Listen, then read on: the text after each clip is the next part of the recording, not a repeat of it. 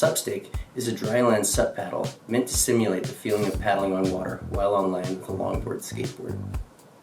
My website and online store are now up and I'm taking pre-orders with an estimated first shipping date of January 1st, 2021. Our team at INE supported Joe through multiple phases of his product development.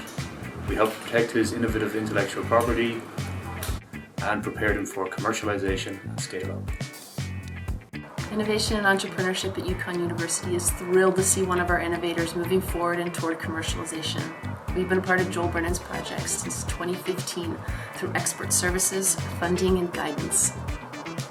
I would like to thank INE for all the support over the past few years that has made it possible for me to get to where I am. My goal over the next 6 months is to expand from the North American marketplace into international markets. Thank you.